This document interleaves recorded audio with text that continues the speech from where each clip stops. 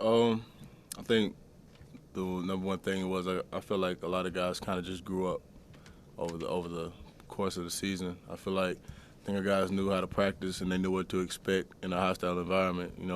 Not necessarily hostile because we were playing at home, but just the simple fact that it was a big game and they knew what to expect. And I feel like everybody just went out and knew what they had to do to come out and win. And I feel like we done that. Remind you a little bit of last year's defense? It does.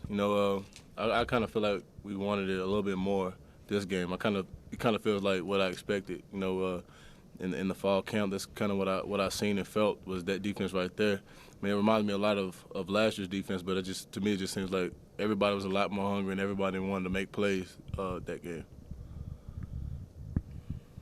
Donnie, talk about your role a little bit. You're kind of like last year. You're all around the field. You can line up anywhere. Is that kind of your comfort zone, or just talk a little bit about that? I mean, I do what's asked of me. I'm glad I can, become the versatile player that I was able to do last year.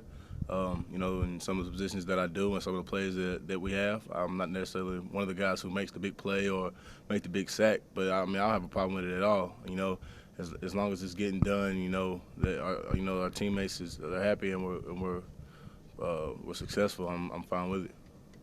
What have you seen Robert Lester do in the offseason and in practice from last year to this year to get to where he is as a starter in the secondary? I don't think he's changed anything. Robert's been the same guy since he's got here. He was one of those guys who was eager to learn. When Rashad Johnson was here, he stayed behind Rashad. He stayed in the film room with Rashad.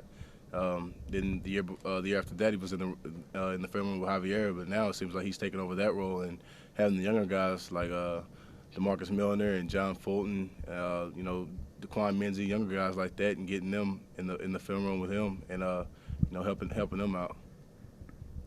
The development of the other inside backers, Nico, CJ, and of course Chris. Has that kind of helped you again tap into that versatility maybe a little bit? It does.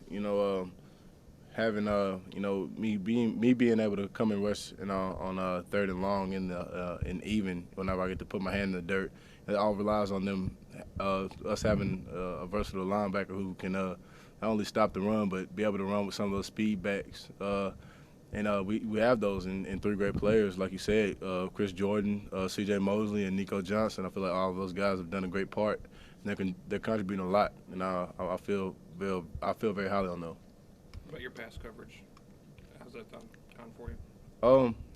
It's done great. One of the things I was working on whenever I started rehab was trying to getting the footwork ready. I mean, get it back so it wasn't as offset as it was. But I feel like my covering skills getting a lot better. Unfortunately, I'm not in most positions I play. I'm not necessarily the guy who's going to be covering the guy that's going to run the deepest routes or guarding one of those quick guys. But I feel like my coverage skills are decent. How do you explain the red zone defense success?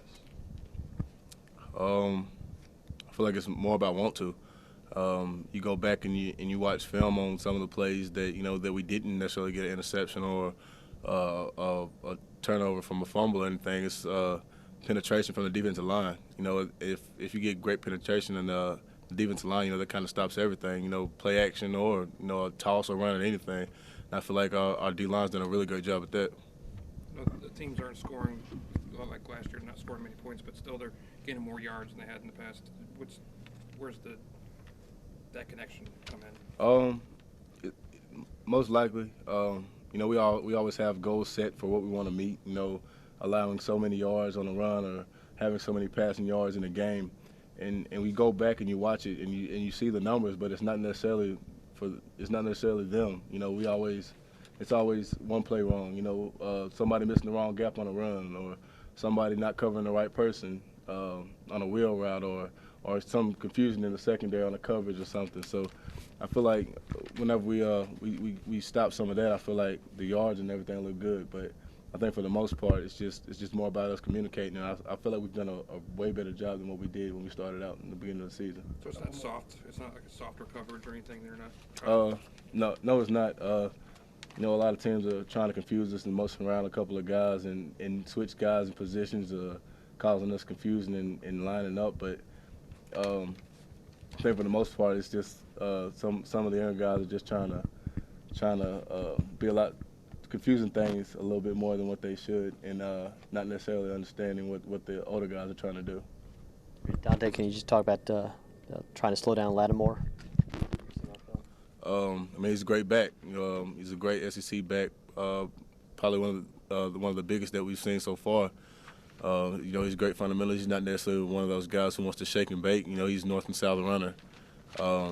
He has a great protection on the ball. He's a really good back. Thanks, Dante.